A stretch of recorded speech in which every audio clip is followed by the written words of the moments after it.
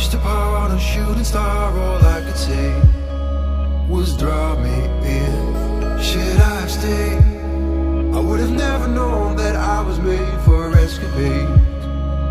This is just a part of me. Después de pagar 20.000 dons, a poco menos de €1 cada uno, hemos llegado al parque acuático abandonado. En la parte de arriba de la cabeza se puede subir, es un mirador, y en la parte de abajo creo que hay una especie de acuario o algo así. Como veis, está lleno todo de grafitis. Esto parece que era bar. Ahí también. Esta parte de abajo es la especie de acuario. Aquí estarían los peces, están todas las vitrinas rotas.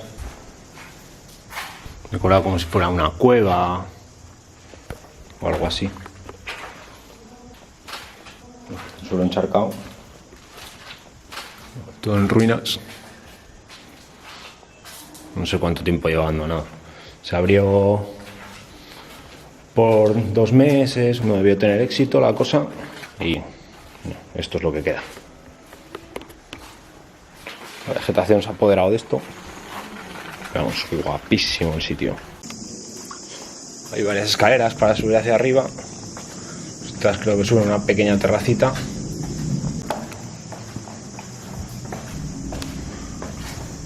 Esto lo que parece un escenario.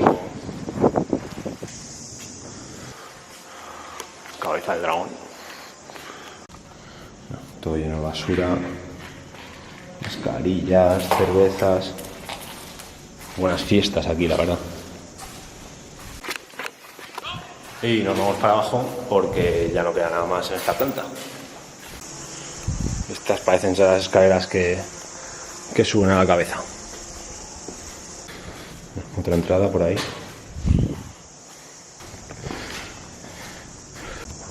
Los grafitis por todos lados, escaleras, paredes, columnas.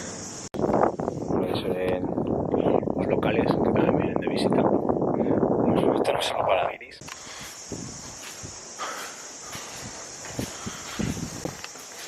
Parece que ya estamos. La cabeza. Sitiazo, chaval. Ahí el tío con el dron. Cuando venden vida.